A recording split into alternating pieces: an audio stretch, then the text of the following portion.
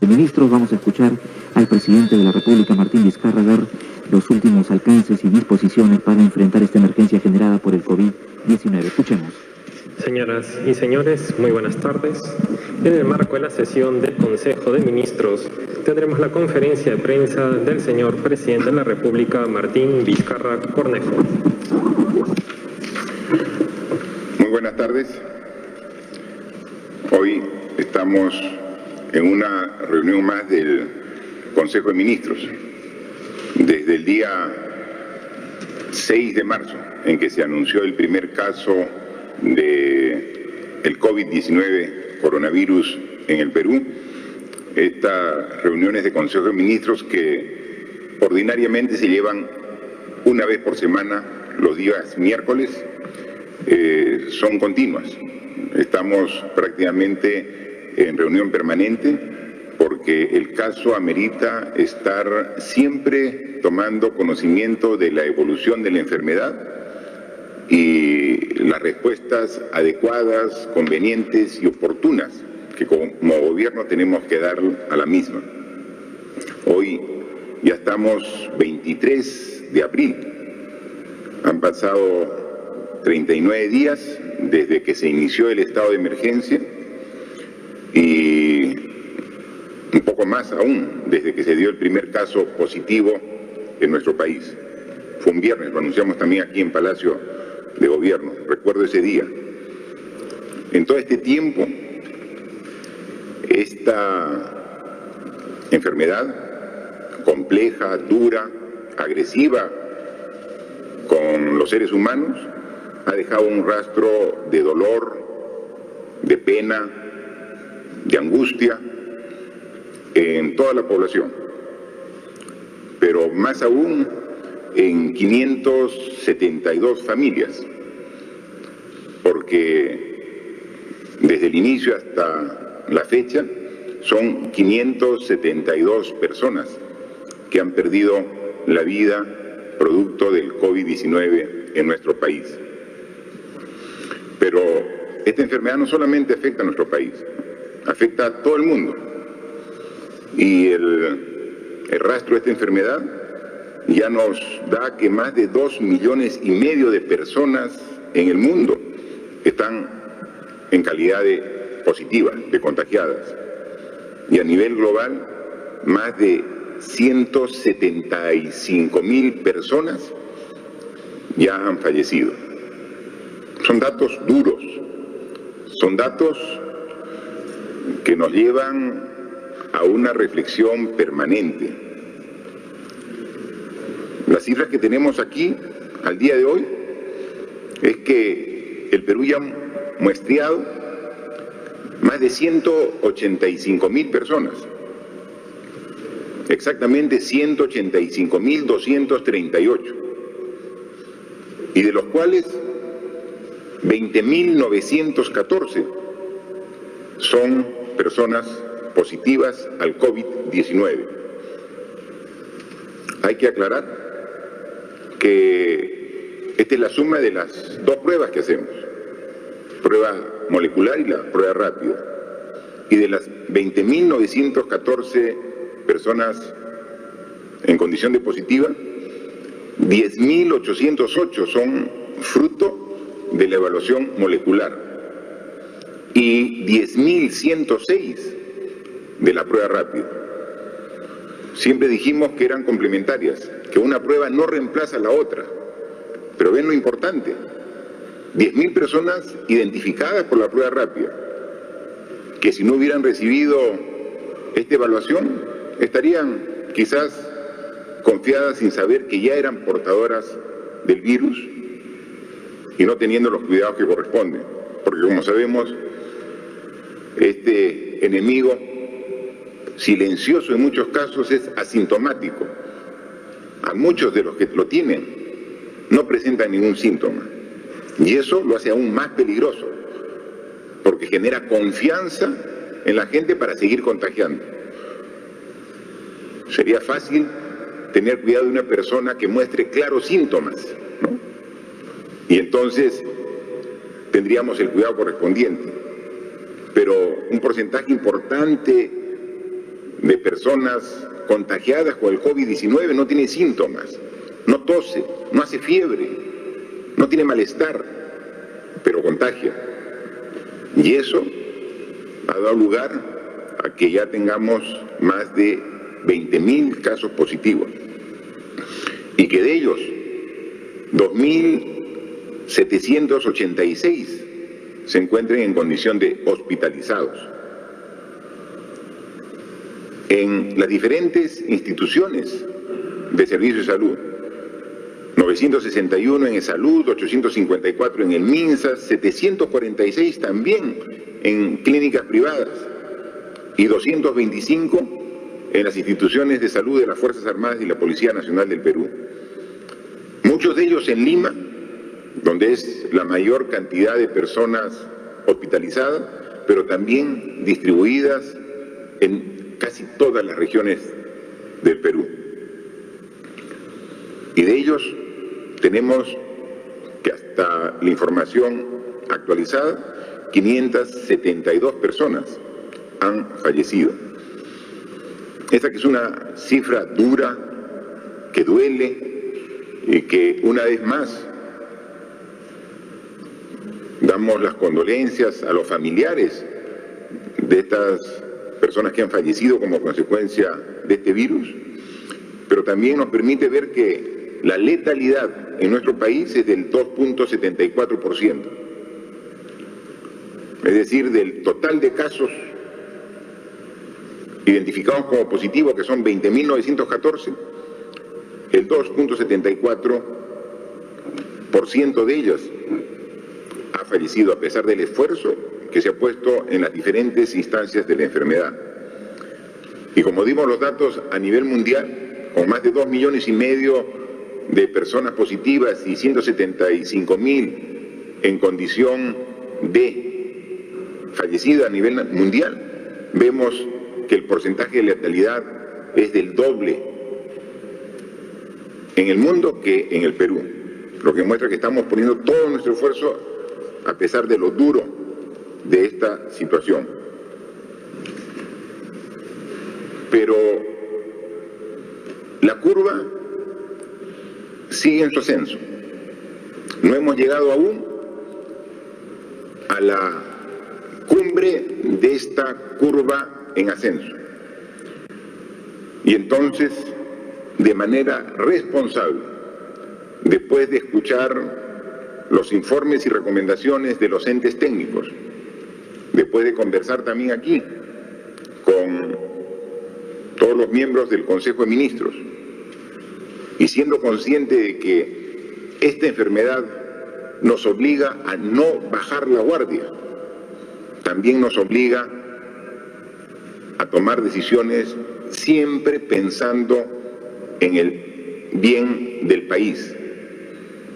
Y lo más importante del país es su gente, es la salud de los peruanos y peruanas, es la vida de su población. En consecuencia, la recomendación que una vez más acogemos pensando en lo mejor de los peruanos es extender el estado de emergencia por 2 semanas más. El estado de emergencia que iba a ser hasta este domingo se extiende hasta el domingo 12 de mayo inclusive.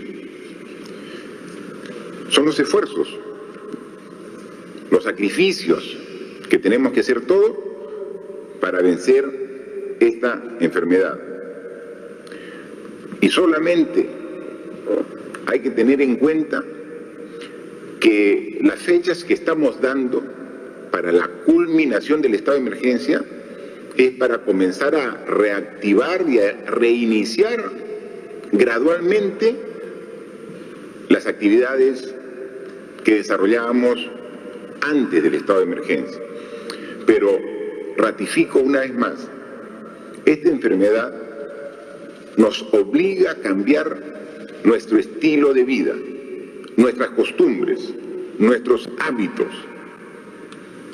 No es que la extensión del estado de emergencia solamente obliga a tener el cuidado en este periodo. Es algo que debemos tener muy claro todos los peruanos, que las reglas básicas, que son 3 las que hemos dado para evitar el contagio, tienen que respetarse por todos, inclusive mucho después que se levante el estado de emergencia. La higiene, el lavado de manos, el uso de la mascarilla cada vez que salgamos de nuestra vivienda y el distanciamiento de por lo menos 1 metro entre persona y persona cuando estamos en la calle, en el mercado, en la farmacia, en la tienda, en el banco. 1 metro de distancia. Eso debe ser ya una práctica habitual, permanente. Y como lo hemos dicho, por lo menos hasta que a principios del próximo año tengamos la vacuna que científicos de todo el mundo, con todo el esfuerzo, están elaborando. Es fundamental ello. Es necesario.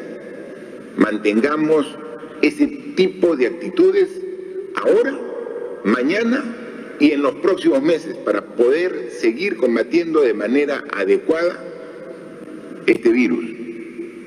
Yo veía el día de ayer en un medio de comunicación escrito sobre una encuesta que se había hecho a todos los peruanos.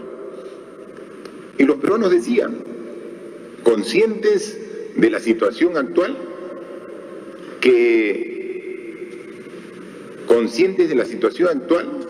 decían todos los peruanos que iban a continuar con el respeto a las indicaciones que hacían.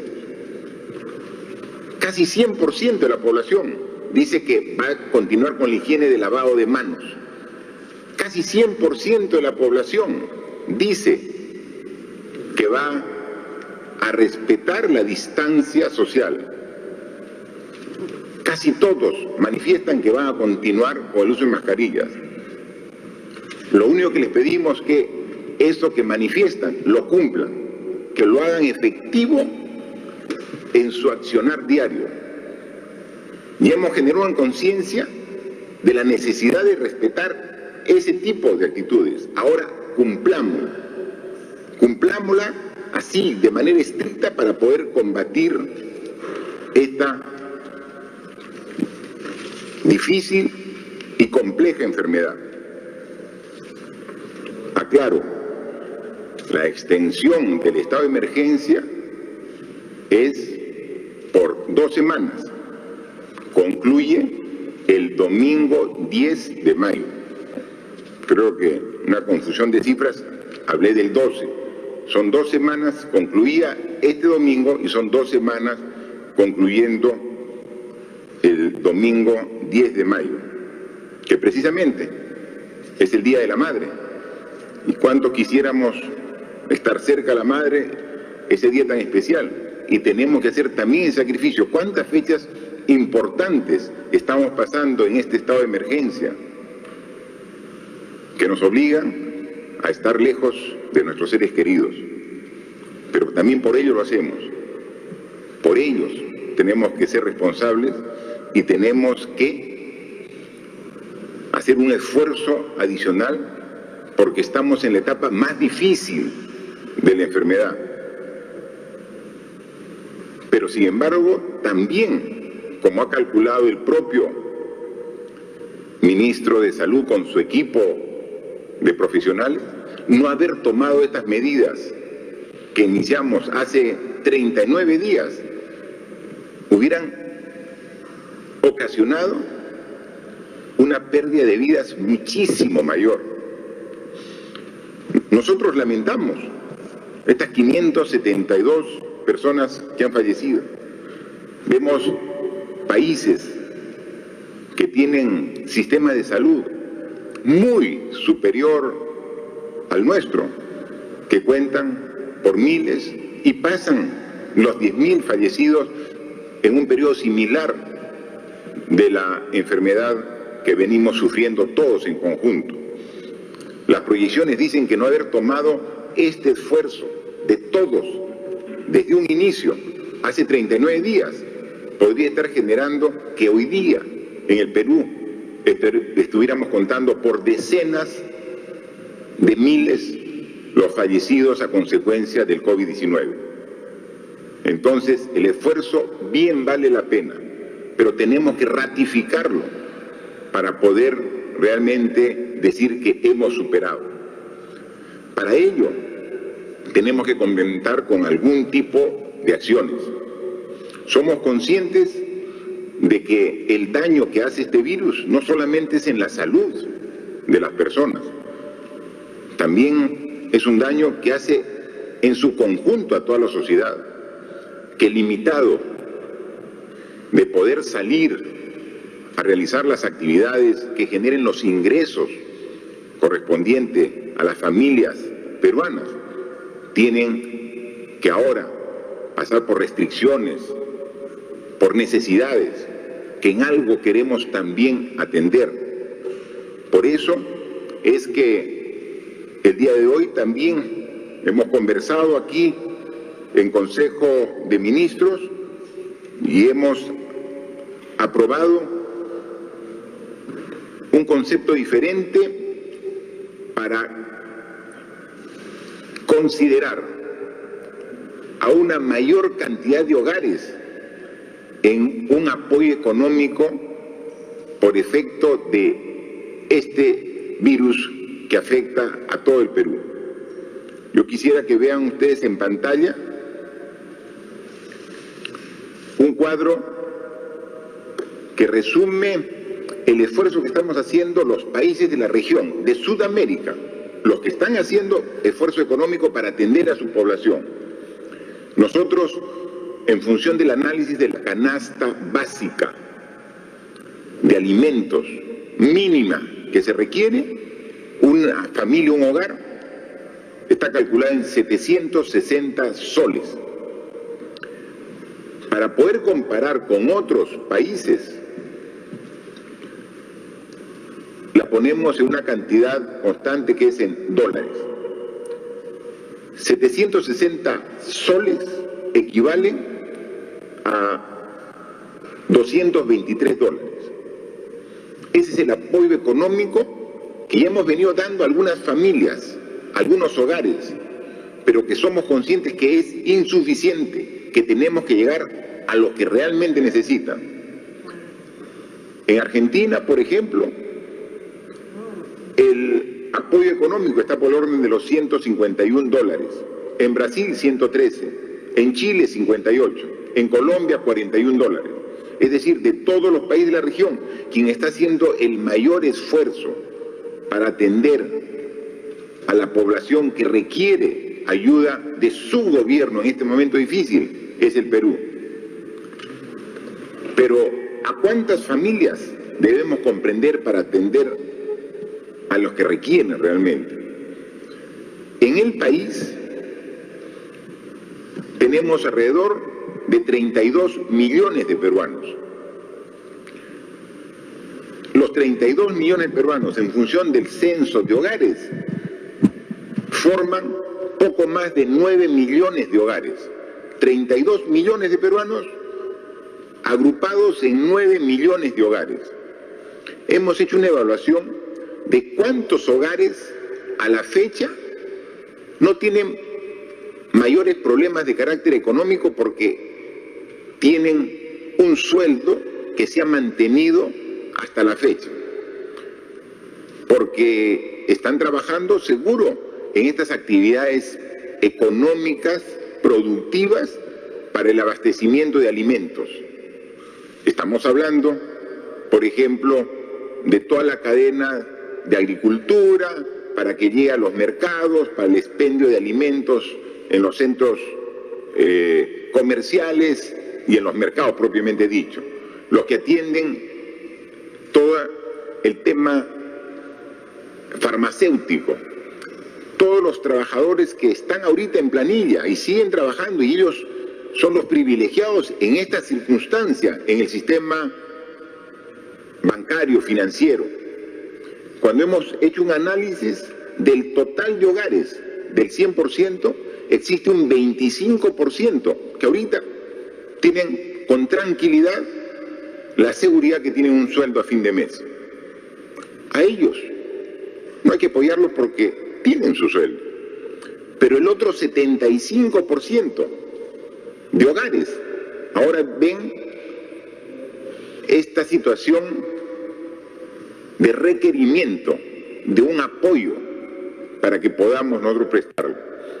Esto constituye 6.800.000 hogares que no están ahorita en planilla y que muchos tenían trabajo independiente, muchos tenían trabajo informal y que ahora ven resentido su ingreso al hogar en esta etapa de estado de emergencia. En consecuencia, el análisis ahora lo hemos planteado de diferente manera. No buscar a las familias más vulnerables que menos tienen para ahí focalizarlos. Nos quedábamos cortos y esto lo hemos evidenciado. Ahora tenemos que ver el total de familias y excluir a las que están con sueldo. Nos quedan 6.800.000 hogares. A ellos hemos dispuesto que el Ministerio de Economía y Finanzas asigne el bono de 760 soles. En algunos casos ya hemos comenzado, pero todavía de manera parcial. A través del MIDIS hemos dado solo 380 a 2.200.000 familias. Tenemos que completarlo, pero tenemos que hacerlo ya. A través del Ministerio de Trabajo hemos dado un bono de 380 soles, un bono económico, a 525.000 trabajadores independientes. Pero si vemos 2.200.000 y sumamos 500, tenemos 2.700.000, donde un apoyo parcial, 50%. A ellos hay que completarles el 100% y llegar a estos 6.800.000 hogares con los 760, para que todo hogar tenga este respaldo para esta etapa de transición que queremos llegar, para que gradualmente podamos iniciar las actividades económicas de todas las regiones del país. El monto total de este esfuerzo representa más de 5.000 millones de soles. Pero tenemos que hacer ese esfuerzo porque es el momento de atender a las familias que ahora responsablemente tenemos en esta última etapa de respetar la cuarentena para lograr que por fin comience a bajar la cantidad de personas afectadas por el COVID-19. Entonces, una vez más, este esfuerzo es una muestra de lo que dijimos al inicio, que no vamos a escatimar ningún tipo de esfuerzo para atender lo que demande el enfrentar esta terrible enfermedad, que juntos tenemos que hacerlo. Entonces, si ya nos hemos esforzado todo este tiempo, continuemos estas 2 semanas más, pero hagámoslo a conciencia, respetando estos criterios básicos. Al inicio se veía escepticismo, se decía que no, que era una exageración. Ahora cuando vemos los efectos en un porcentaje importante de la población, se dan cuenta que se tomaron las medidas adecuadas en el momento adecuado, porque el sistema de salud precario que tiene nuestro país, sin esas medidas, imagine cómo estaría. Y ahora seguimos viendo que cuando la demanda de pacientes para hospitales, para cuidados intensivos aumenta, tenemos que seguir aumentando. Y ese es el gran reto. Todos los días tenemos reunión con el ministro de Salud y su equipo para ver cómo se van haciendo los esfuerzos y las distribuciones internas para mejorar nuestra oferta de salud. Y así vamos a hacerlo. Adicionalmente, este esfuerzo en cuanto a este bono familiar de hogares de carácter universal, con las única exclusión de los hogares que tienen ingresos familiares por planilla, que están aseguradas. También tenemos que pensar ya en un proceso gradual a partir del mes de mayo de reinicio de actividades. Pero es un reinicio calculado, es un reinicio medido, es un reinicio que cuide el evitar un rebote de afectados por este virus. A través de un documento, el día de mañana vamos a formalizar una comisión para que evalúe la propuesta que hemos preparado aquí en Consejo de Ministros con los representantes de cada sector. Ya hemos hecho un plan para salir gradualmente por etapas del estado de emergencia, pero de una manera muy calculada. Eso queremos contrastarlo con un representante de los gobiernos regionales, porque, como siempre lo hemos dicho, Lima no es el Perú. Lima son 24 regiones más que también tienen su percepción y su apreciación de los diversos problemas. Un representante de los empresarios, un representante de la academia, de las universidades, un representante de los trabajadores, un representante también de los medios de comunicación, para dialogar, discutir y consensuar este proceso que como Ejecutivo estamos planteando para que a partir del lunes 4 de mayo se comience a hacer esta gradualidad de inicio muy controlado de las actividades. Hay actividades que, como hemos dicho, no las estamos planificando para este año, como por ejemplo el servicio educativo. El ministro había hecho una propuesta muy interesante de educación en este año, de carácter remota, a distancia. Y para eso estamos también haciendo otro tipo de inversiones para garantizar el cierre de brechas y poder llegar a los estudiantes más alejados que tienen las menores condiciones de aprender en esta situación de educación a distancia. Entonces, lo que es educación, tenemos que ya hacer una programación, como lo ha hecho el propio ministerio, para hasta fin de año. Entonces hay actividades. Hay otras actividades que ya deberían en la primera semana comenzar, la primera semana de mayo, comenzar a gradualmente a desarrollarse. Un pedido constante y permanente de muchos hogares, pero también que hemos visto en un análisis comparado de lo que ya se permite en otros países, por ejemplo, el expendio, la venta de alimentos procesados, de comida, pero por delivery. Entonces, eso es una de las actividades que podría realizarse, entre otras que el planteamiento lo va a hacer a través de esta comisión que sale mañana, la relación a través de la norma correspondiente. Porque, por ejemplo, esta enfermedad lo que nos obliga a no estar con gente aglomerada, con gente muy próxima. Los restaurantes precisamente tienen gente aglomerada.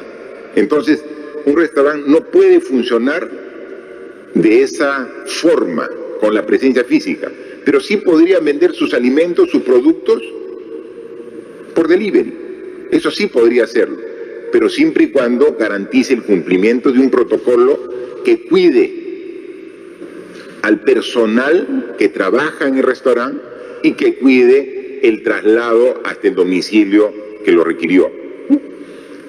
Doy un ejemplo, pero hay varios más que son los que se van a desarrollar y que ya están planteados después de bastantes días de trabajo de los equipos de cada sector para que ello pueda trabajarse y poder aprobarse, y a través de un protocolo en el cual obviamente está el Ministerio de Salud integrando este equipo, pueda asegurar el retorno gradual de actividades a partir de la primera semana de mayo.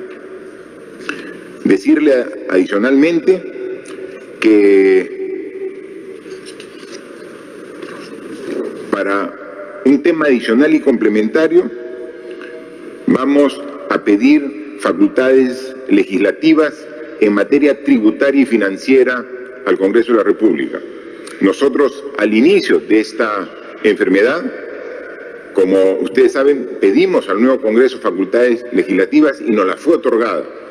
Pero el alcance de estas enfermedades, de esta enfermedad por lo grave que es, requiere que complementemos este pedido de facultades con algún tema específico en tema tributario.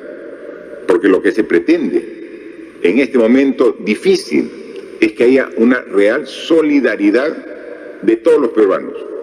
Y hay peruanos que pueden apoyar al resto de sus connacionales, al resto de sus compatriotas. Pero para eso se requiere una norma de carácter de ley cuya facultad no la tenemos.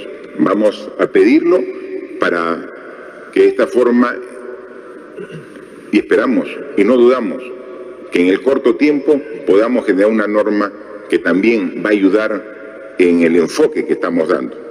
Así que estamos en un proceso, en parte de la situación, del proceso de la enfermedad, difícil. Pero es ahí donde pedimos, una vez más, la unidad de todos los peruanos. Al inicio de la enfermedad, al inicio de esta pandemia, pedimos el apoyo.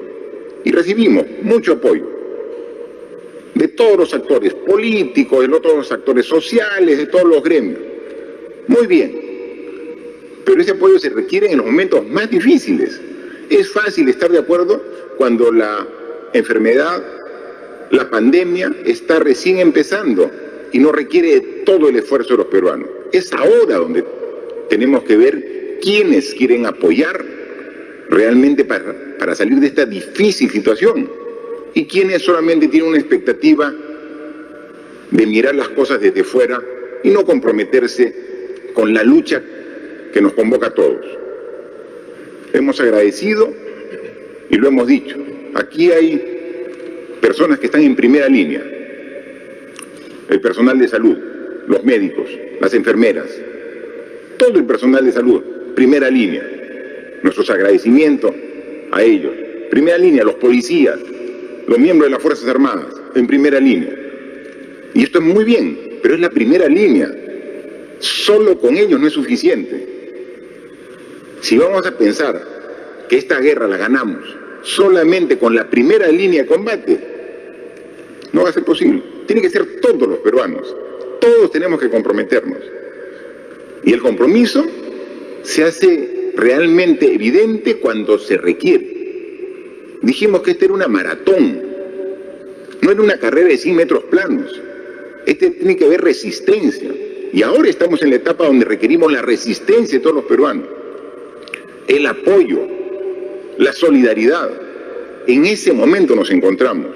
Y es ahí donde nuevamente tiene que salir nuestra fibra más honda, más profunda, de amor a la patria, de amor a la familia, de amor a la sociedad, para preservar el país que todos queremos. Esto va a pasar. Y cuando pase, vamos a tener las mejores condiciones de nuevamente trabajar por nuestro futuro. Pero es el momento ahora, el momento difícil, donde requerimos la responsabilidad y el compromiso de todos los peruanos.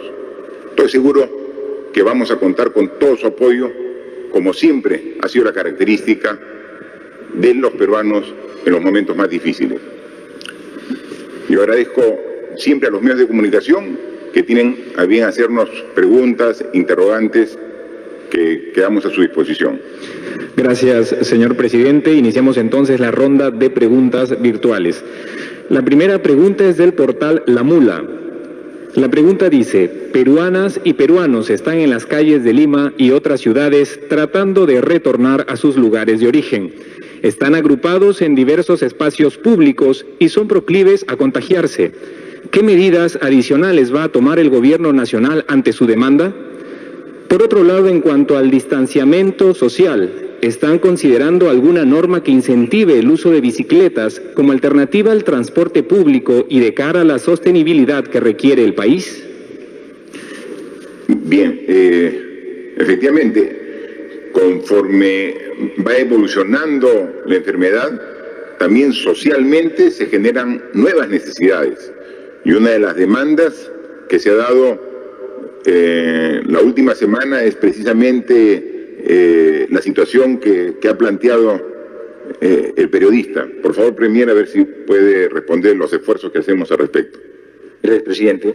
Una regla elemental para contrarrestar el crecimiento del contagio de este virus es la inmovilización.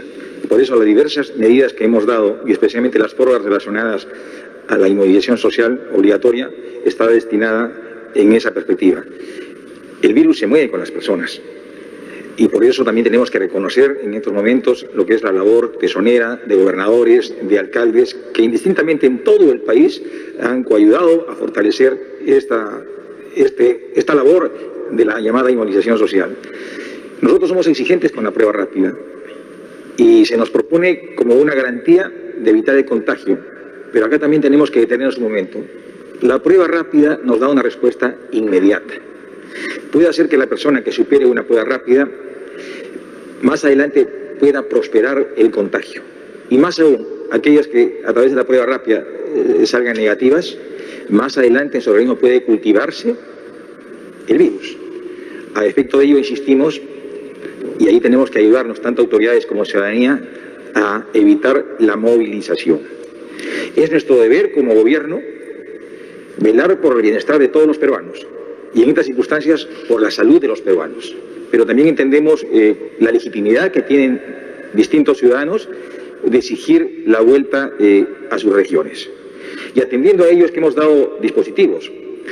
Y estos dispositivos enmarcan 3 consideraciones que no deben soslayarse de ninguna manera. La primera, que debemos facilitar, atender como prioridad a las personas de alta vulnerabilidad. La segunda, que tiene que hacerse necesariamente en coordinación con los gobiernos regionales, porque hay que hacer seguimiento a las personas que finalmente pudieran retornar a sus regiones. Y la tercera es que este tránsito a las regiones tiene que ser planificado y ordenado, porque las personas que lleguen a sus regiones tienen que estar sometidas a una regulación de cuarentena. Y obviamente esto no puede escapar de la capacidad de control que tienen que asumir los gobernadores regionales. Por eso sugerimos que esto sea de manera ponderada. Y hago extensivo mi observación porque los gobiernos regionales, en la mejor intención de poderse ordenar, a través de las redes sociales, difundieron un padrón para que pudieran indistintamente inscribirse. Y de todas las regiones a la fecha, se han inscrito 167.856 personas. Es decir, potencialmente tenemos 167.000 personas que pudieran volver a sus respectivas regiones. El día de hoy, atendiendo a la habilitación normativa que dimos en su oportunidad, a la fecha relacionado a 10 regiones y han retornado vía terrestre o vía aérea 3.579 personas. El día de hoy, con precisión, son 1.621 personas que van a retornar por vía terrestre y vía aérea y corresponden a 7 regiones. Estamos en un permanente seguimiento en el llamado Comité de Crisis, que es parte de la Comisión Multisectorial que en su momento el señor presidente instituyó, y se ha determinado que no puede retornar persona si es que previamente no sea sometida a la prueba rápida. Lo segundo, que esto tiene que ser ordenado, y tenemos una media de 800 pruebas rápidas, no se puede hacer más. Y son 800 pruebas rápidas por día, son 800 personas las que pudieran retornar a sus regiones de manera planificada. Lo segundo, insisto una vez más, una vez retornado a sus lugares, necesariamente tienen que hacer una cuarentena o seguimiento a una cuarentena que ya es responsabilidad de los gobernadores regionales. Asimismo, también un argumento bastante sostenido es que muchos quieren retornar por sus condiciones socioeconómicas bastante delicadas en estos momentos. A efecto de ello, el señor presidente acaba de anunciar del bono familiar universal, que es un dispendio económico importante que tiene que ayudarnos a que las personas no acudan a una corriente masiva de desplazamientos al interior del país. La respuesta que estamos dando a contrarrestar el contagio es una respuesta de Estado. Y en esa respuesta de Estado todos tenemos que sentirnos involucrados. Estado no solamente es el gobierno nacional, son los gobiernos regionales y los gobiernos locales, pero Estado también son los ciudadanos y tienen que ayudarnos a que este enorme esfuerzo de inmovilización que se han hecho en estas últimas prolongadas semanas se mantenga. Se ha dispuesto una inmovilización por 2 semanas más hasta el domingo 10 de mayo. Y obviamente sería poco productivo si es que no nos alineamos a las disposiciones que está librando el gobierno. Y la premisa básica, reitero una vez más, es evitar todo tipo de movilización social. Pero también me permito hacer una invocación a la ciudadanía. Las autoridades indudablemente tenemos una responsabilidad, pero los ciudadanos también. Tenemos que organizarnos. Voy a hacer uso de un mensaje muy usual en estas últimas semanas. Esto es una guerra y la guerra la ganamos todos. Por consiguiente, todos tenemos que sentirnos involucrados, las autoridades y también los ciudadanos, a través de juntas vecinales, comités barriales, ayudarnos. Hoy más que nunca tiene que resurgir el lado más sensible de todo buen peruano, que es su solidaridad, que es ese espíritu humanista de poder ayudar al prójimo. No hay comida, hay desatención en salud, no hay abrigo, todos tenemos que ayudarnos.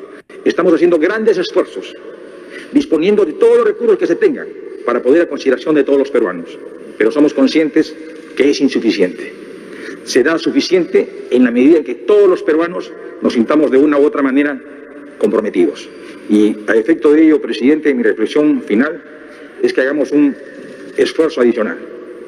Esto no ha concluido, seguramente vienen semanas bastante complicadas, pero estaremos fortalecidos si respondemos a este contagio de manera unida y consensuada como buenos peruanos. Gracias, Premier. La pregunta también consideraba un aspecto referido a la movilidad alternativa. Por favor, el ministro de Transportes y Comunicaciones, si puede responder. Gracias, presidente.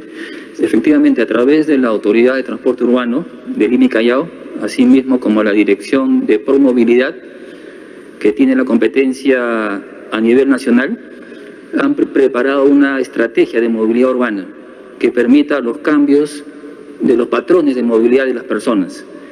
Y en tal sentido, en esta oportunidad permite también fomentar el uso de las bicicletas, y sobre todo las bicicletas populares, a efecto de permitir que los sectores de menores ingresos de la ciudad puedan acceder a estas bicicletas populares y se puedan movilizar hacia su centro de trabajo, hacia los hospitales, hacia las escuelas.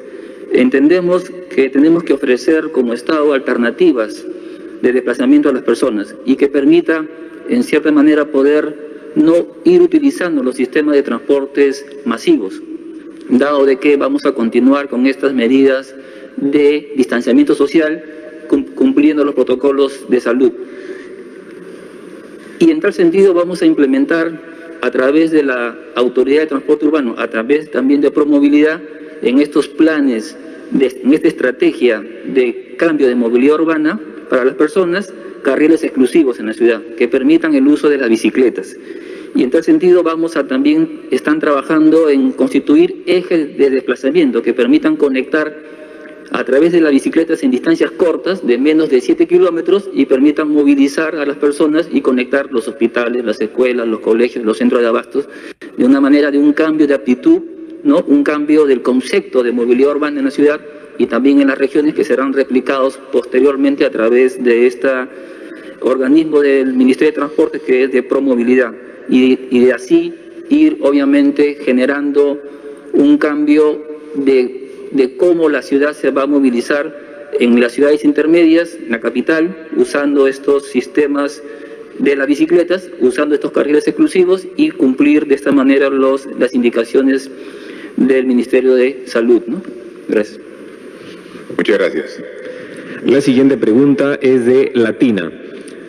Esta mañana hemos sido testigos de cómo policías y sus familiares hacen una larga cola en el Hospital Augusto B. Leguía, clamando que les hagan prueba para COVID-19.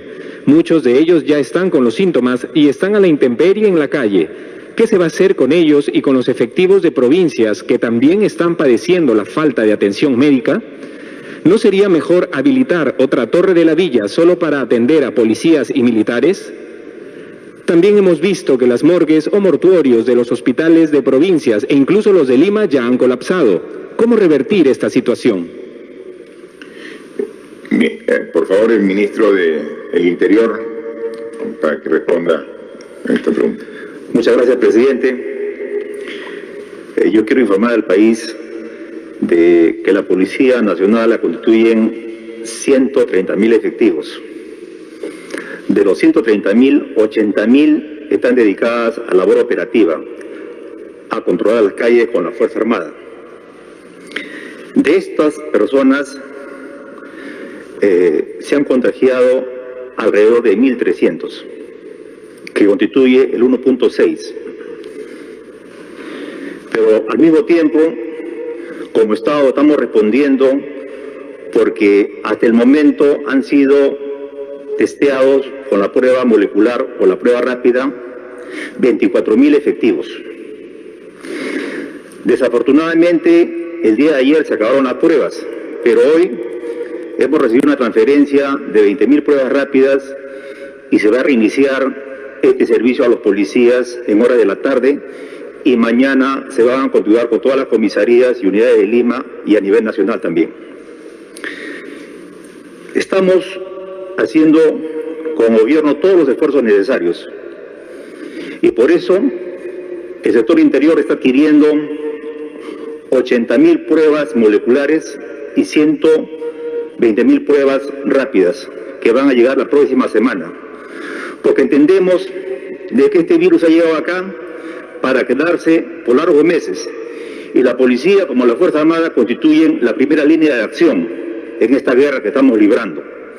Y por eso los policías, todos los policías van a ser testeados, sin excepción, porque esta situación va a ser recurrente y la exposición que hacen los policías al hacer la contención social los expone a pesar que están protegidos.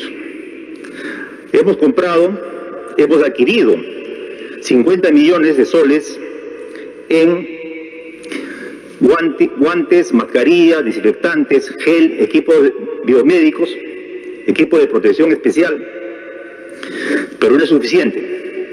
Nosotros tenemos el compromiso de seguir protegiendo a nuestra primera línea de acción. Estamos tensionando todas nuestras fuerzas, haciendo convenios con clínicas privadas, implementando más habitaciones para contagiados en otros lugares del país. Pero yo quiero lanzar un mensaje a los policías nacionales. Hemos librado guerras similares en el pasado. Es hora de demostrar de qué madera están hechos los policías de corazón. Yo sé que son momentos complicados, pero tengan la tranquilidad que este gobierno no los abandona. No hagan caso a voces apocalípticas, a voces pesimistas. Vamos a salir de este problema. Van a estar protegidos. Y con esto quiero una vez más renovar el compromiso que tenemos. No va a haber policías que estén abandonados por este gobierno, a pesar de todas las complicaciones que se presenten en el momento. Vamos a salir de esto, confíen. Mañana empieza nuevamente el testeo de pruebas rápidas en Lima y a nivel nacional.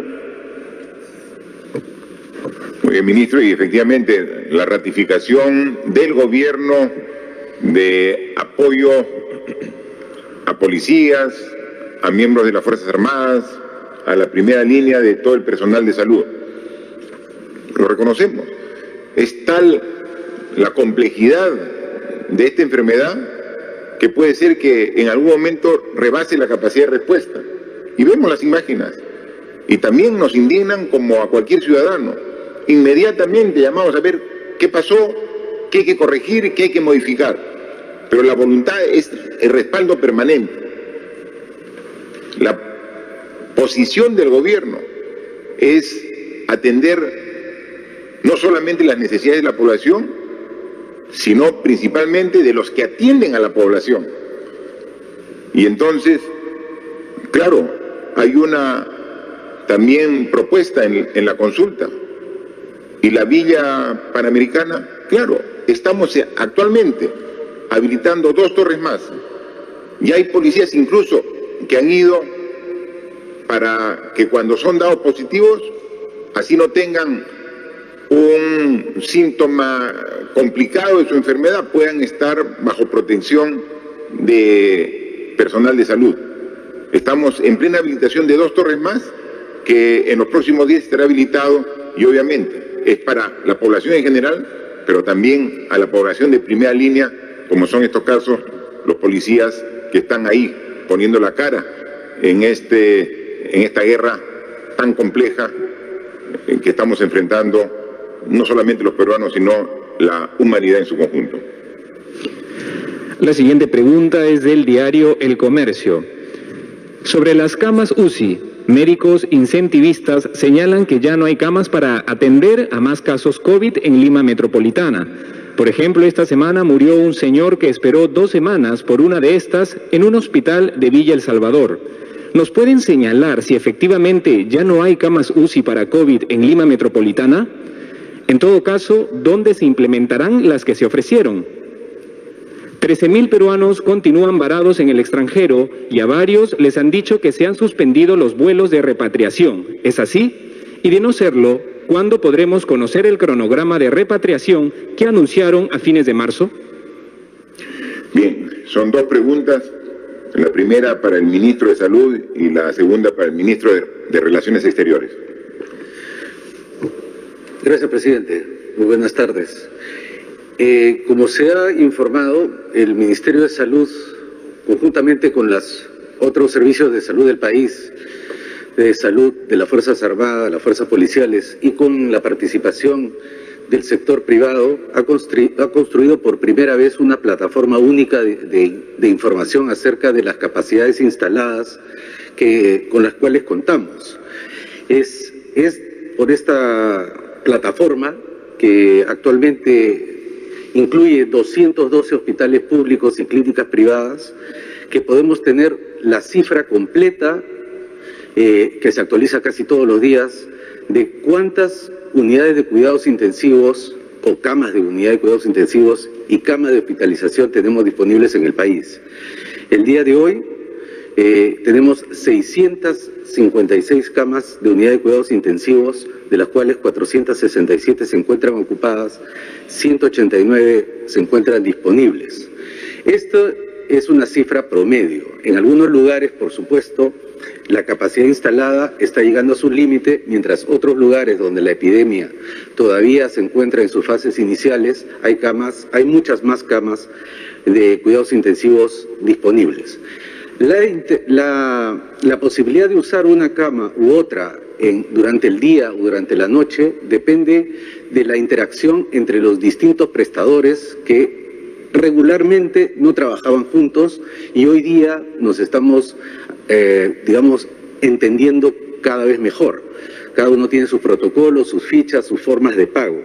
Incluso en la última semana hemos aprobado un decreto de urgencia a través del cual se habilita el intercambio prestacional, la posibilidad de que toda persona, independientemente de quién sea su asegurador, el SIS, el Salud o un seguro privado, pueda atenderse en otro servicio, ya sea privado de salud o del Ministerio, la cual era una de las principales barreras para poder utilizar el sistema en todo su potencial.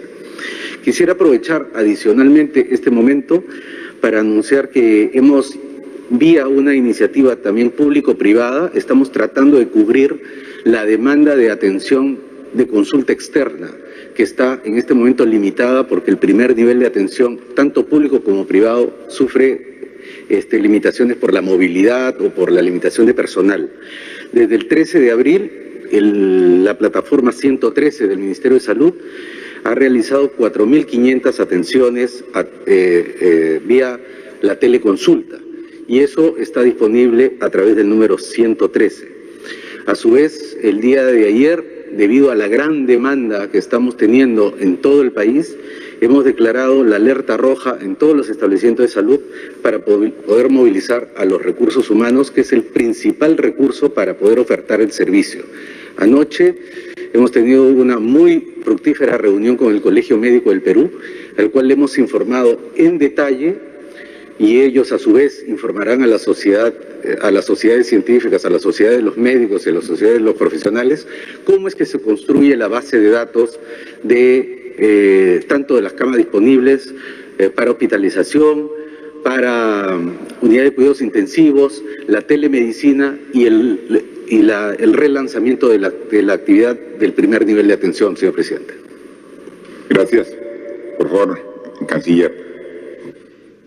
Sí, señor presidente. Desde el día 17 de marzo, en que se cerraron las fronteras y se suspendieron los vuelos comerciales, se han repatriado al Perú 12.000 compatriotas. Esto ha sido producto de un gran esfuerzo del gobierno de diversas instituciones y fundamentalmente aprovechando vuelos de Estado de países amigos que vinieron a repatriar a sus nacionales que estaban en nuestro país.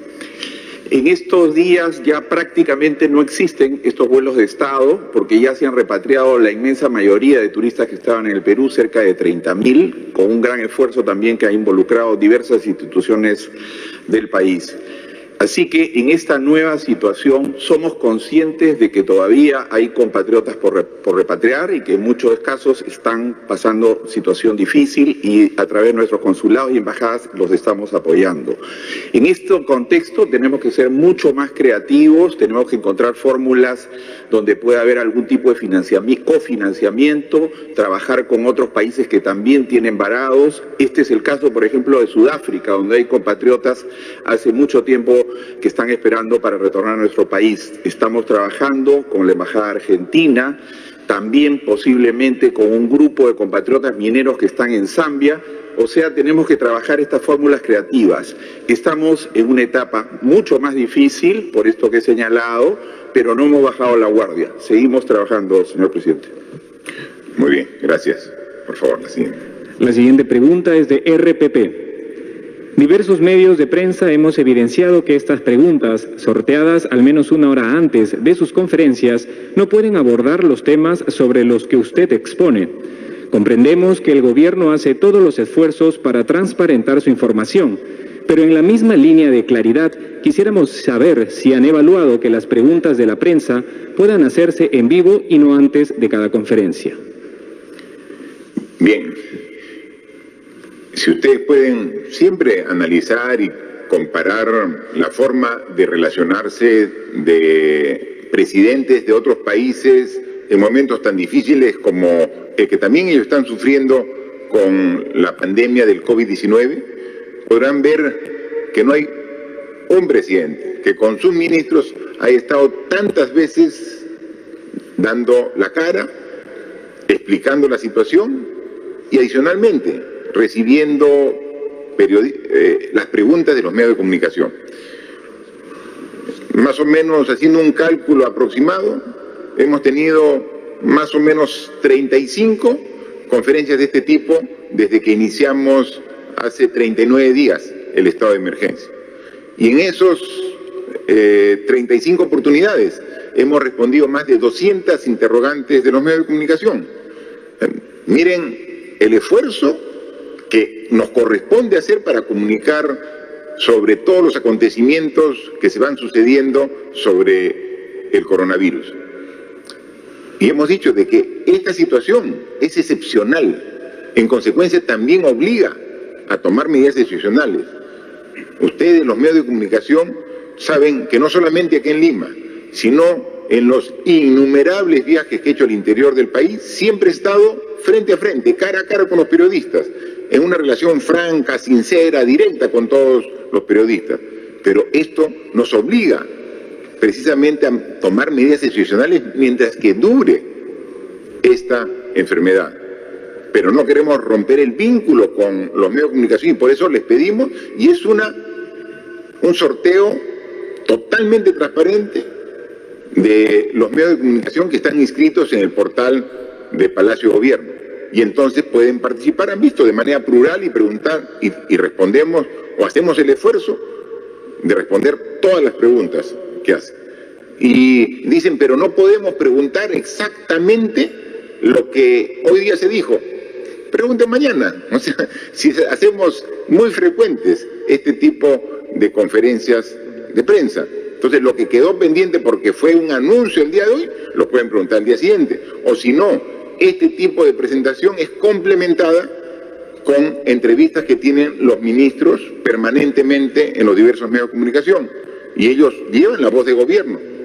O sea, el presidente y los ministros llevan la voz del gobierno, son voceros oficiales de gobierno. Cualquier tema, yo estoy seguro que tienen toda la amplitud y la voluntad de responder cualquier inquietud de la prensa. Así que este gobierno respeta la libertad de prensa, respeta a todos los medios de comunicación, incluso a los que critican y a los que son severos con el gobierno, igual lo respetamos y atendemos sus preguntas y con gusto lo respondemos cada una de ustedes cuando son canalizadas a través de este mecanismo. Gracias, señor presidente. Para culminar esta ronda tenemos la pregunta de la Asociación de Prensa Extranjera en el Perú.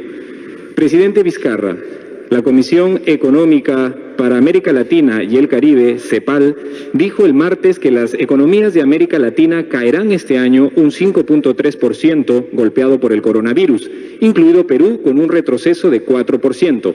¿Coincide con esta proyección para el caso peruano? En todo caso, ¿cuándo comenzaría a recuperarse el país o cómo ve la economía peruana en el 2021? Debido a la crisis por la pandemia, el gobierno considera, como han sugerido algunos políticos peruanos, implementar un impuesto solidario a los más ricos del país, donde según la revista Forbes, 6 grupos económicos acumulan casi 12.000 millones de dólares. Esto es poco menos de la mitad de todo el dinero del estímulo económico que está ejecutando Perú para combatir los efectos del coronavirus. Muchas gracias por la interrogante. Están directamente dirigidas a la ministra de Economía y Finanzas. Gracias, presidente. Todas las instituciones que han proyectado cifras de crecimiento reconocen que hay mucha incertidumbre. Lo que podría hacer que difieran estas proyecciones tiene que ver con el impacto del paquete fiscal que hemos diseñado, que como hemos dicho varias veces es un paquete muy audaz. De hecho, ya se ha difundido en varios medios de comunicación que la primera subasta que ha realizado el Banco Central para Reactiva Perú ha sido muy exitosa, con las tasas de interés real de los préstamos serán cercanas a cero. Nosotros, como lo ha anunciado el presidente, estamos ya trabajando en un programa de reapertura gradual de la economía. Nos tenemos que acostumbrar a una nueva normalidad donde va a ser importante que la economía vaya reanudándose de manera controlada, siguiendo una serie de protocolos y estándares sanitarios. Nosotros esperamos que la recuperación económica se inicie a partir del tercer y cuarto trimestre del año. Nosotros como gobierno nos hemos propuesto retornar al crecimiento potencial y vamos a dar todo nuestro esfuerzo en ese objetivo. Respecto a la pregunta tributaria, la historia de los impuestos demuestra que los impuestos son una medida idónea y eficaz en tiempos de crisis. En el marco de las facultades que ha anunciado el presidente, estamos evaluando medidas, pero como gobierno somos muy responsables con todo lo que plantearemos, siguiendo estándares internacionales, siguiendo además los parámetros de razonabilidad constitucional de los impuestos, todas las medidas inspiradas en el principio de solidaridad al que se refirió el presidente Vizcarra. Muchas gracias. Sí, para eso estamos ya trabajando el pedido de facultades legislativas al Congreso de la República e inmediatamente, ya simultáneamente, vamos a estar preparando el decreto legislativo porque no hay tiempo que perder. Tenemos que actuar en todos los aspectos de manera simultánea y este es un aspecto que no debemos dejarlo de lado. Es sumamente importante demostrar la solidaridad de los que más tienen con los que menos tienen. Lo estamos haciendo como gobierno, lo estamos haciendo un gran esfuerzo. Más de 5.000 millones aquí en este bono familiar universal. Sabemos que lo más difícil de este bono es la operatividad del mismo, porque está la decisión tomada, está el presupuesto asignado, están las familias, hogares determinados. El problema es cómo físicamente le hacemos la transferencia, cuando más de la mitad de estos hogares no tiene ninguna cuenta, ninguna tarjeta bancaria, o sea, no tiene relación con ninguna entidad bancaria. Sería fácil agarrar y tener un listado de cuentas y simplemente una transferencia directamente a cada una de estas cuentas. No, aquí tiene que hacer una transferencia mucho más manual, donde tiene que ir a recoger en muchos de los casos. Entonces, la decisión está tomada.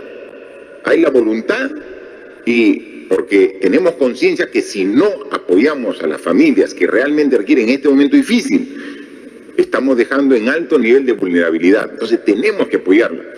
Y vamos a ver todo el esfuerzo para ver el mecanismo más ágil para que en el transcurso de las próximas semanas podamos llegar. El esfuerzo que ya lo empezamos con algún tipo de bono, que es de más de 5.000 millones, solamente hemos avanzado 1.000. Y eso tenemos que ser pues autocríticos, es decir, debemos ser más rápidos. La gente, cuando tiene hambre, el hambre no espera. Y hay veces, tu propio hambre te lo puedes aguantar, pero no el de tu hijo. Y entonces ahí tenemos ahí el dinero, tenemos el presupuesto, tenemos que llegar más rápido a las familias. La burocracia, los enormes problemas al interior de la propia administración pública a veces demoran más de lo que debiera. Ya está definido, ya está aprobado, ahora hay que operativizar. Y entonces, reconociendo que los procedimientos son lentos y que tenemos que mejorarlos y corregir, como hay que corregir muchas cosas más. Día a día vemos errores en nuestro accionar, porque claro, cuando las cosas están tranquilas, cuando están dentro de la normalidad, cometes errores, pero casi hay veces hasta pasan desapercibidos. Pero cuando llegas a situaciones extremas como la que estamos llegando aquí y en todas partes del mundo, es ahí donde se evidencian más tus debilidades. Pero esa debilidad o te hace correr o escapar o te hace parar fuerte y enfrentarla. Eso tenemos que hacer los peruanos. Vemos día a día las debilidades que salen a la luz de un sistema administrativo desfasado que necesita modernizarse y que necesita ser mucho más práctico. En el camino, en el proceso lo estamos corrigiendo, pero atendiendo las necesidades. Entonces, entre más problemas tengamos, tenemos que ser más creativos para encontrar solución a los problemas. Pero adicionalmente, además de creativos, tenemos que poner más fuerza para enfrentar a los problemas que se ponen más difíciles. Vamos a llegar con este bono. Es difícil la operatividad. Hemos aprendido en estos bonos que se han demorado y hemos ido entregando. Pero cada vez que nos demoremos un día o una semana en la entrega de ese efectivo, de ese bono económico, pensemos que hay familias que están esperando para satisfacer sus necesidades básicas elementales. Ahí tenemos que redoblar esfuerzos para trabajarlo. Otro tema que se ve, que estar 40 días en casa, en viviendas que últimamente son cada vez más estrechas, más pequeñas, genera un problema emocional no solo a los adultos, sino también a los jóvenes, a la niñez que está en la casa. Con justa razón el ministro de Educación ha pedido que, si bien las clases, la educación va a ser a distancia para evitar de que se junten los niños en 30, 40 en un aula, también hay que buscar una forma para permitir que los niños salgan una vez al día a dar una vuelta si hay un parque cerca, o por lo menos dar una vuelta a la manzana de su lugar donde viven. Eso se está conversando con el ministro de Salud para que, sin poner el riesgo del contagio del niño y que luego lleve el contagio a la casa, tomando los cuidados correspondientes, hay que buscar un mecanismo, un procedimiento que lo está trabajando el Ministerio de Educación, el Ministerio de Salud, para ponerlo ya en práctica y a partir ya de la próxima semana, o si puede antes, lograr un mecanismo para que salga, que tome aire, que vea el ambiente, que es muy importante para la salud emocional también de todos los que están en casa. Hay mucho por hacer y todo eso uno lo va conociendo de las propias necesidades que se van presentando. Este tipo de necesidades no lo teníamos la primera semana o segunda semana, pero ya pues 40 días tenemos que dar planteamientos para esos casos, como para muchos casos más. Así que estamos aquí, al frente de esta situación tan compleja, sabiendo lo difícil que es enfrentar una enfermedad nueva en el mundo, que hace pocos meses no se tenía conocimiento de ello, que la ciencia hasta ahorita la sigue estudiando, sigue viendo qué hacer al respecto. Mientras que eso ocurre, nosotros tenemos que estar al frente, mejorando la capacidad de respuesta, corrigiendo las deficiencias, asumiendo errores en el proceso, pero siempre con la convicción de que vamos a salir adelante, que esta guerra, como muchas otras en el pasado, la vamos a ganar. Los peruanos vamos a salir adelante. Son momentos difíciles, sí, son momentos duros, sí, muy duros, pero tenemos que ser más fuertes que el problema para poder salir adelante. Lo vamos a hacer con la ayuda y con la unión de todos los peruanos. Muchas gracias.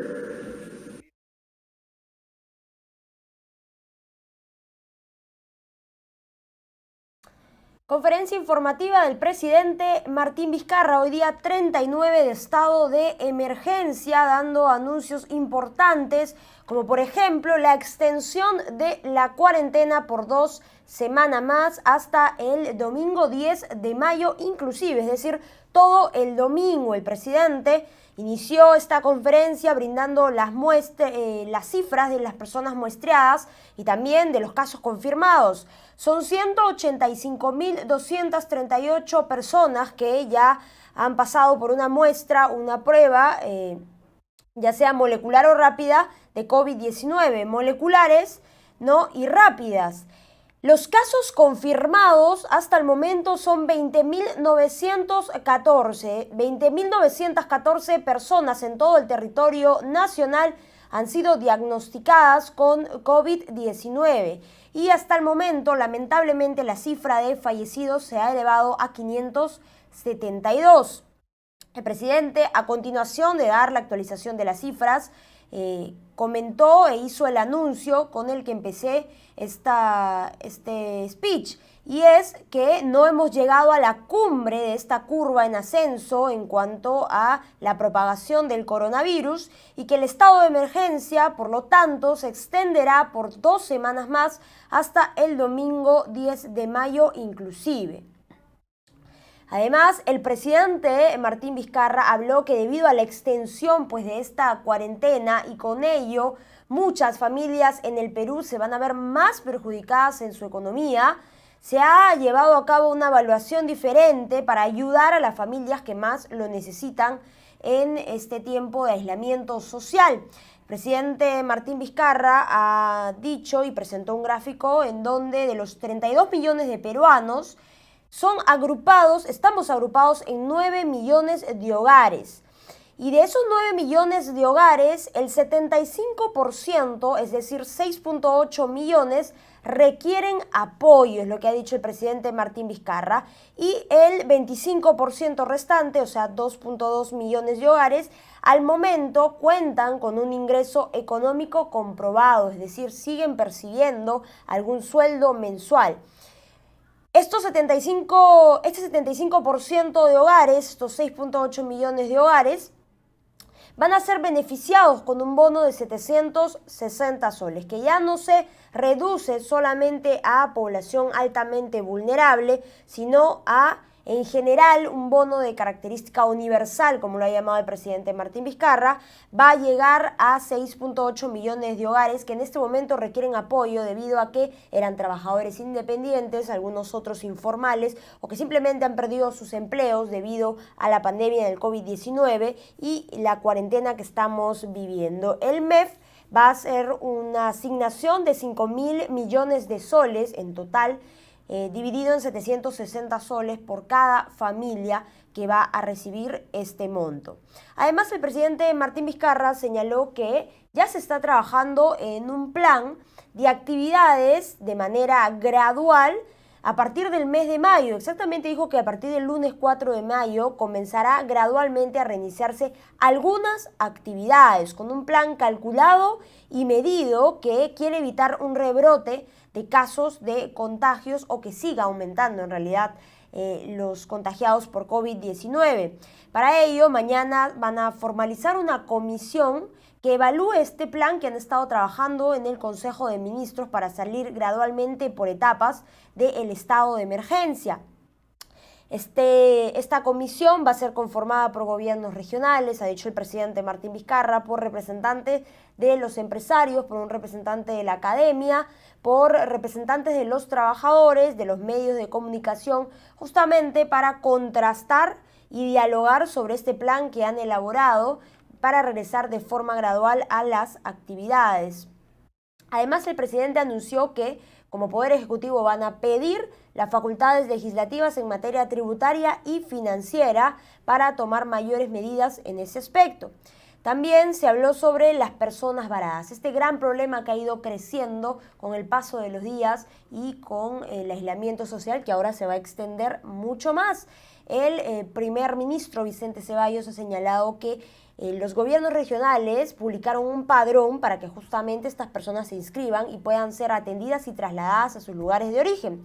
Son inscritas hasta el momento 167.856 personas que quieren volver a sus respectivas regiones. Es increíble, es una cantidad muy grande. Hasta el momento, el primer ministro ha dicho que se han retornado a sus lugares de origen a 3.539 personas y 1.621, por ejemplo, se trasladarán hoy a 7 regiones. Se está haciendo un trabajo importante, dijo el primer ministro, en el traslado de estas personas que necesitan regresar a sus regiones porque tienen necesidades, porque muchas de ellas estaban aquí en Lima para unos temas de salud, que quieren regresar a sus regiones, otras tenían trabajo en Lima, habían venido a trabajar específicamente, lo han perdido todo y prefieren regresar a sus regiones para estar a salvo. Y así hay muchas historias de ancianos, de familias completas, de niños que tienen que regresar y que están en peligro constante porque están expuestos a poder contagiarse de COVID. Están en aglomeraciones grandes y además en la calle. Muchos de ellos están pernoctando en las calles y hay que realizar el trabajo correspondiente rápidamente. Y bueno, el gobierno ha anunciado que lo seguirá haciendo. Además, el primer ministro Vicente Ceballos dijo que hay un requisito indispensable para las personas varadas que quieren regresar a sus regiones y es que no van a hacerlo si no pasan por una prueba rápida de COVID-19. Y además dijo que tienen para realizar pruebas rápidas 800 por día, es decir, solamente 800 personas por día estarían movilizándose hacia sus regiones, por lo cual pidió paciencia, que parece que no se puede encontrar en una situación así, ¿no? Y además pidió que se retorne a cuarentena en las propias regiones. Esto ya es una responsabilidad de los gobiernos regionales que deben vigilar que las personas que retornen estén en cuarentena en diferentes hoteles para no contagiar. Además, el ministro de Transportes anunció que a través de la ATU, la Dirección de Promovilidad que tiene la competencia a nivel nacional, se está trabajando en una estrategia de movilidad urbana que va a fomentar el uso de las bicicletas populares y se van a proponer realizar carriles exclusivos con ejes de desplazamientos para conectar hospitales, escuelas, centros de abastos, usando precisamente estas bicicletas populares para que la población pueda usarlas y así evitar, por ejemplo, las aglomeraciones en la movilidad que es normal en nuestra capital. Se habló también de los efectivos policiales, ¿no? El ministro del Interior, Carlos Morán, señaló que actualmente son 130.000 efectivos en general en el territorio nacional y 80.000 de ellos están dedicados a la labor de las calles, a controlar las calles en esta inmovilización social. Dijo que alrededor de 1.300 policías son contagiados y casos confirmados de COVID-19 y que se han testeado hasta el momento 24.000 efectivos debido a la labor que cumplen. Son la primera línea de contagio, al igual que el personal de salud y las Fuerzas Armadas.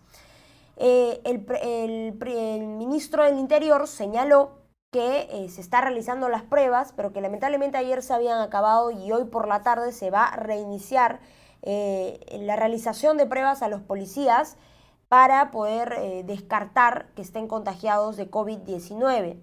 Además señaló que su sector ha adquirido 80.000 pruebas moleculares y 120.000 pruebas rápidas y que aseguró que todos los policías van a ser testeados además anunció que se ha gastado 50 millones de soles en guantes, mascarillas, desinfectantes, equipos de protección especial y que se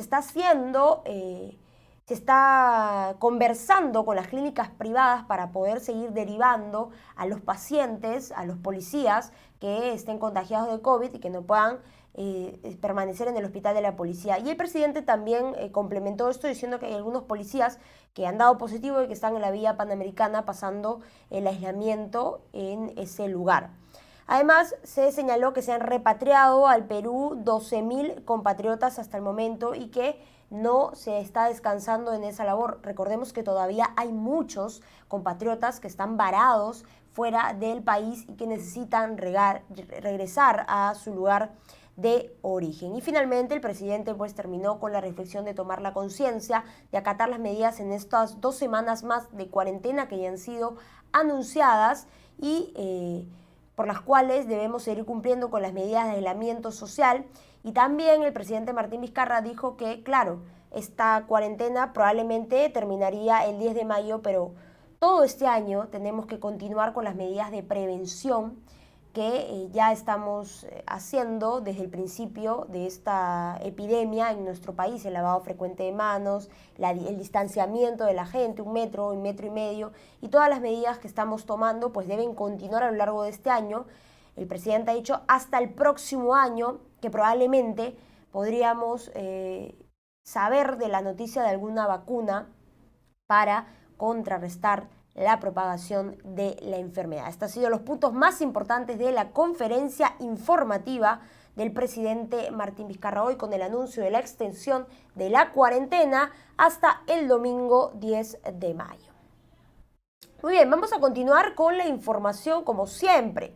Empezamos con el fiscal Domingo Pérez. Él se ha pronunciado sobre el caso de Keiko Fujimori, ha dicho que no existe riesgo de contagio con COVID-19 para la lideresa de Fuerza Popular, quien había pedido el cese de su prisión preventiva por los diferentes males de salud que tiene y además por un posible o un probable contagio de COVID-19.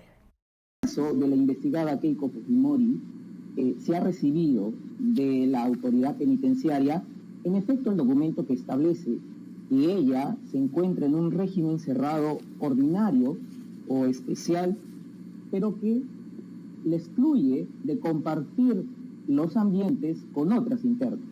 Incluso en el documento se hace mención que tan solo colinda su celda individual con otras 2 internas, quienes están en otras 2 celdas, y habría un patio común que puede compartir o no esta interna con las otras 2 mencionadas.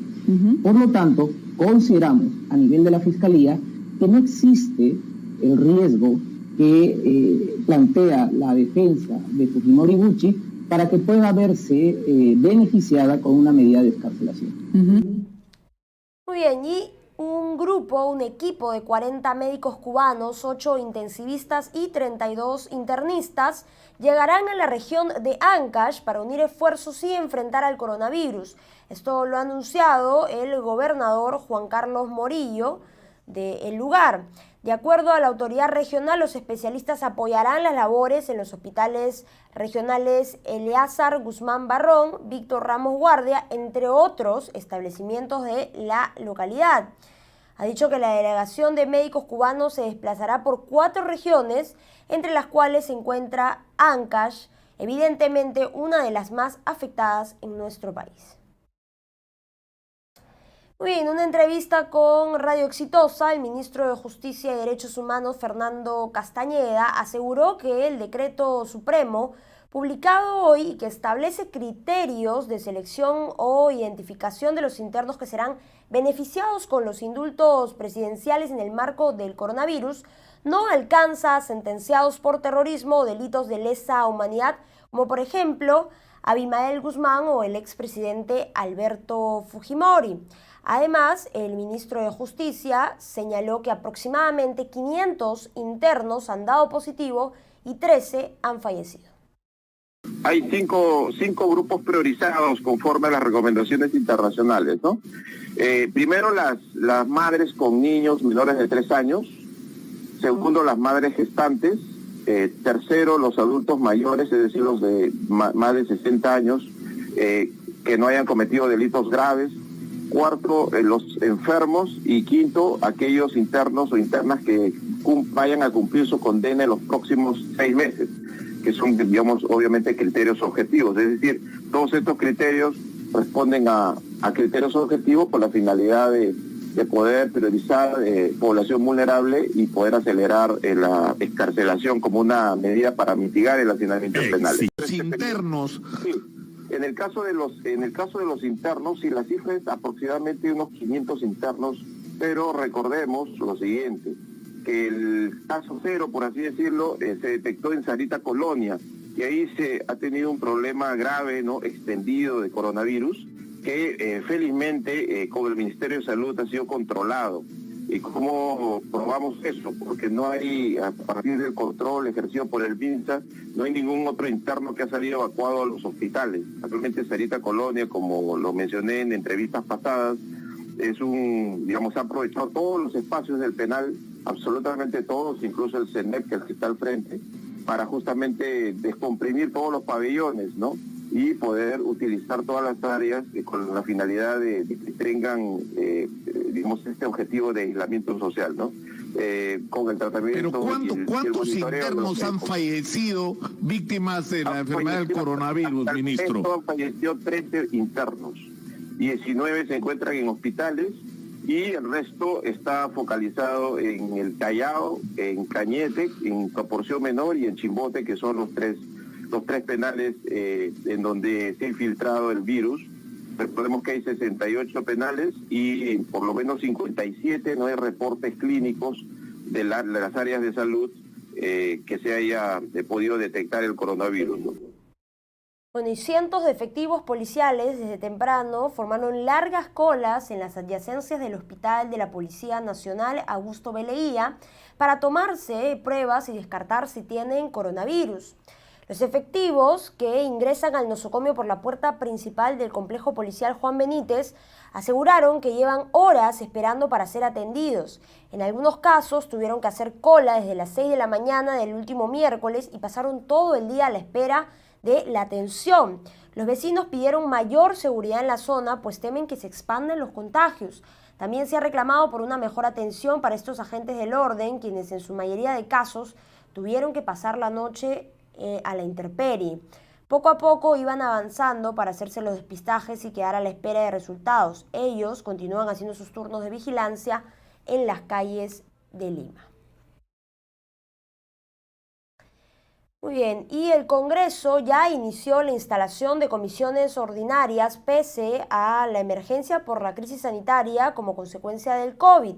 Uno de los primeros puntos en agenda de algunos parlamentarios es nada menos que citar a ministros. Si bien es cierto que la labor del parlamentario es fiscalizar y tener un trabajo de control, al parecer no se ha tomado en cuenta que estamos en un periodo de expansión agresiva del virus.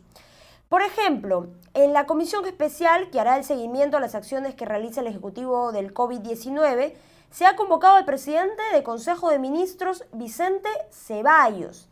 Además, al titular de Salud, Víctor Zamora, y a la presidenta de Salud, Fiorella Molinelli.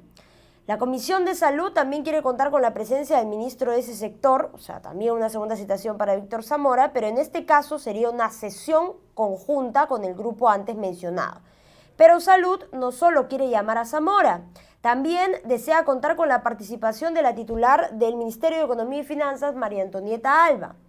El otro representante del Ejecutivo que ya ha sido convocado, pero en fiscalización, es el ministro del Interior, Carlos Morán.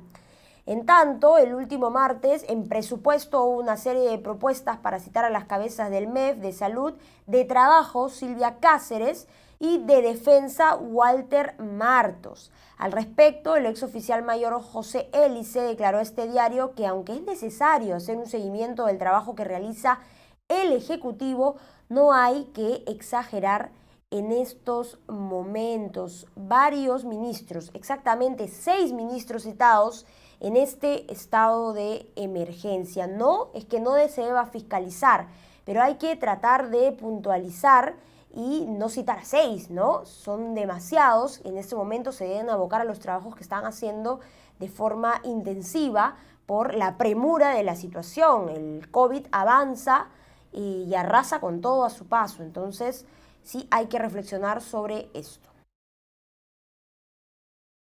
Muy bien, seguimos con las historias de peruanos varados. Un grupo de aproximadamente 200 ciudadanos de la región Piura, con maletas y bolsas de viaje que buscan regresar a sus lugares de origen, se concentran en los exteriores del Estadio Nacional en medio de la cuarentena del COVID-19. Ellos han pasado la noche en este estadio, en este lugar, y se quisieron dirigir a la Plaza Manco Cápac, pero fueron retenidos por efectivos de la Policía Nacional, por lo que permanecen ahí, a espera de poder ser trasladados. Asimismo, se conoció que estas personas se encontraban en la avenida Javier Prado, donde se ubican empresas de transporte. Sin embargo, el servicio de transporte público no se encuentra habilitado, como sabemos, aún debido a la emergencia. Cabe precisar que parte de este grupo de personas, que hay mujeres, adultos mayores y niños, fueron trasladados a La Victoria, también donde se han habilitado carpas para brindarles atención. Muy bien, y tras la compra frustrada de más de 1 millón de mascarillas, sobre la que informó Perú 21, el director del Centro Nacional de Abastecimiento de Recursos Estratégicos en Salud, el CENARES, que pertenece al Ministerio de Salud, Felipe Carrasco, aseguró que está coordinando con distintas entidades para comprar 3 millones de mascarillas N95. Carrasco reconoció que tardó 2 semanas en dejar sin efecto la orden de pago con el proveedor PMI Médica SAC, a pesar que la fecha de entrega establecida venció el 8 de abril y la empresa no entregó nada. Nosotros tenemos varias líneas de trabajo. El día, por ejemplo, hoy día, gracias con la empresa 3M y el resto de distribuidora, nos hemos entregado 18.000 mascarillas. Mañana están entregándonos 120.000 mascarillas de una empresa que también hemos adquirido. Y estamos en coordinaciones ahora con UNOPS para que ellos nos adquieran 3 millones de mascarillas directamente a través de compras internacionales que ellos manejan. Ya tenemos el argumento legal, ya hemos sacado la resolución ministerial, estamos trabajando en muchas áreas de trabajo. Ahora, también estamos trabajando si me permite, acá la celeridad es relevante, ¿no? Porque acá los médicos vemos las denuncias, no tienen las mascarillas. Entonces, decir que van a llegar, francamente, acá no hay tiempo que perder. Hemos perdido varios días en este caso. Ahora, pero quisiera preguntarle, ¿qué responsabilidad hay de la empresa? ¿Había una carta de fianza? ¿Se le va a imponer una sanción? ¿O sencillamente una empresa puede decir, yo no entrego y no pasa nada? A ver, de acuerdo a las normas, cuando uno detecta alguna infracción, nosotros estamos obligados a informar al Tribunal de Contrataciones. ¿Qué es lo que vamos a hacer? Vamos a elevar toda esta situación al Tribunal de Contrataciones para que se establezcan las sanciones que se van a aplicar, obviamente, a esta empresa, que es una empresa nacional, pero que se le tienen que aplicar sanciones que, de acuerdo a la ley, se establezcan. ¿Le han pedido una carta fianza? ¿Hay alguna carta fianza en la orden de compra o que ustedes puedan ejecutar? Mire, en los procesos de adjudicación, bajo este mecanismo acelerado por la emergencia, no se generan las cartas fianzas, eso se regulariza en fecha posterior. Tenemos, de acuerdo a la norma, 30 días de plazo para regularizar toda esta documentación. Sin embargo, nosotros estamos permanentemente vigilando que estas situaciones se cumplan. Nosotros, como le digo, estamos generando los informes, el órgano de control, la Contraloría, nos ha requerido información y hemos presentado en el acto la información correspondiente. Hemos enviado 3 informes a la Contraloría sobre esta situación, lo cual ha merecido un informe por parte de ellos. Muy bien, el gobernador regional de Puno, Agustín Luque, indicó que más de 11.000 personas se han inscrito para retornar a su región, pero que debido a sus capacidades no pueden trasladar a todos. Bueno, lo que hemos hecho a través del gobierno regional de Puno, justamente se ha aperturado un link en la página web del gobierno regional donde se han inscrito más de 11.000 personas. Mire usted, para nosotros es todo un problema y un inconveniente poder atender a esa cantidad de personas. Lo que hemos hecho, una En una primera etapa es justamente ver el traslado de 200 personas desde la capital de la República hasta la región de Puno. Este miércoles, los familiares del soldado Brian Mesías Macharé, quien desapareció mientras realizaba su servicio militar en la fortaleza del Real Felipe, informaron que han logrado hallar a su pariente. Ellos señalaron que el joven fue encontrado durante la mañana deambulando en el distrito de Pueblo Libre. Explicaron que se encontraba en mal estado y con signos de haber sido golpeado. Su hermano, Jefferson Mesías, ha señalado que empezó a encontrar moretones en la pierna derecha de su hermano, al igual que en la nalga. En la mano tenía pinchazos y eso pareció raro. Lo poco que nos ha hablado indica que el día de hoy una persona del cuartel le dijo que puede irse a su casa y le dio la ropa. Nosotros suponemos que él estuvo ahí y que al parecer le hicieron algo. No se acuerda bien las cosas ni de cómo desapareció y qué le ha pasado. Tras su desaparición el pasado 15 de abril, el Ejército del Perú informó que el joven de 25 años había desertado de la institución militar. No obstante, sus padres denunciaron el hecho ante las autoridades, pues no creían que esa afirmación fuera cierta. La familia del joven fueron llevados a la división médico-legal, donde vienen siendo sometidos a una evaluación por parte del médico legista, mientras que los agentes de la División de Investigación Criminal investigan el hecho. Sumamente raro, pero tiene que llevarse todas las investigaciones del caso para saber qué le pasó exactamente a este joven. Muy bien, y la Organización Mundial de la Salud ha destacado hoy que más de la mitad de las 110.000 muertes por coronavirus registradas en Europa eran personas que vivían en residencias de mayores. Una tragedia humana inimaginable que en el futuro podría evitarse con sensibles mejoras en ese tipo de centros, es lo que han dicho. Los casos en residencias gerontológicas y otros centros similares han mostrado que el cuidado a los mayores ha sido olvidado en Europa durante largo tiempo. Así lo ha lamentado el director para Europa de la Organización Mundial de la Salud, Hans Klug, en su semanal rueda de prensa virtual. Europa y también otras regiones del planeta deben mejorar la formación del personal que trabaja en los centros de tercera edad, cambiar su modo de operación y construir sistemas de cuidado a los mayores que den prioridad a sus necesidades, añadió el experto belga. Muy bien, ahora sí nos vamos a noticias internacionales. Esto es un reportaje sobre la angustia que se vive en la unidad de cuidados intensivos de hospitales en Sao Paulo, ya que solo hay cupo cuando alguien muere o recibe el alta. Veamos.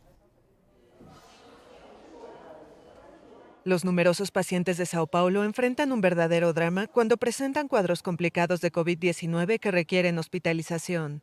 100% de ocupación. Hay un 100% de ocupación, solo hay una cama cuando le dan el alta a alguien o cuando hay un muerto. Entonces tenemos una ocupación del 100% porque por cada alta que damos hay 100 solicitudes. 100 solicitaciones. El Hospital de Infectología Emilio Rivas es el primero de la red pública de Sao Paulo en saturarse por la propagación del nuevo coronavirus, que en Brasil ya dejó más de 2.700 muertos, más de un tercio de ellos solo en este estado. Brasil todavía no entró a la fase más aguda de casos de coronavirus que, según el Ministerio de Salud, debe ocurrir a partir de mayo. El desconocimiento de la enfermedad es otro desafío ante la falta de protocolos. Incomparável con todo que eu tenha vivido até hoje. Esto es incomparable con todo lo que haya vivido antes, y soy infectóloga de base, y he visto pacientes con todas las dolencias pulmonares posibles, todo lo posible, tuberculosis y todo lo que te puedas imaginar, pero no se compara con nada. Es un capítulo nuevo de la medicina que estamos teniendo que escribir a la carrera en el día a día sin saber cuál será el próximo enunciado. Y sin saber cuál es la próxima frase. Los cupos de las unidades de cuidado intensivo son administrados por un sistema de clasificación estatal. Los médicos dicen que aunque las salas no parezcan estar llenas, la mitad de la gente ubicada en la enfermería puede empeorar y requerir hospitalización. 22 médicos trabajan aquí, pero 2 fueron retirados por pertenecer a grupos de riesgo. Un médico ya fue diagnosticado y otro está con síntomas. China anunció que aportará $30 millones adicionales a la Organización Mundial de la Salud, pocos días después de que Estados Unidos resolviese suspender su contribución a la institución. China informó el jueves que aportará $30 millones adicionales a la Organización Mundial de la Salud. Pekín, que ya había donado $20 millones a la organización, dijo que el dinero servirá para la prevención y control de la pandemia del nuevo coronavirus y para apoyar la mejora de los sistemas de salud en los países en desarrollo.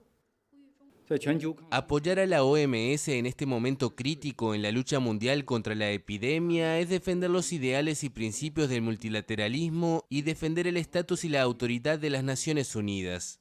El virus es el enemigo común de la humanidad y la comunidad internacional solo puede ganar la guerra si trabaja en conjunto.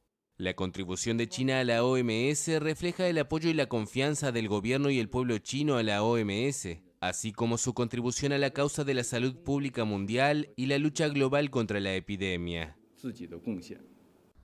El anuncio se da pocos días después de que Estados Unidos resolviese suspender su contribución a la OMS, acusándola de encubrir la gravedad del brote de coronavirus en China antes de que se extendiera por todo el mundo. Washington es el principal financiador de este organismo del sistema de Naciones Unidas, al que otorgó $400 millones el año pasado. Muy bien, esto ha sido todo por ahora, pero suscríbase a la versión impresa de Perú 21 a través de nuestra plataforma Perú Kiosco por solo 18 soles al mes. Ingrese ya a perukiosco.p para suscribirse y obtener toda la información actualizada. Manténgase también conectado con nosotros a través de nuestra página web www.peru21.p y también suscríbase a nuestro canal de YouTube Perú 21 TV. La recomendación más importante, como siempre, quédese en casa. Permiso.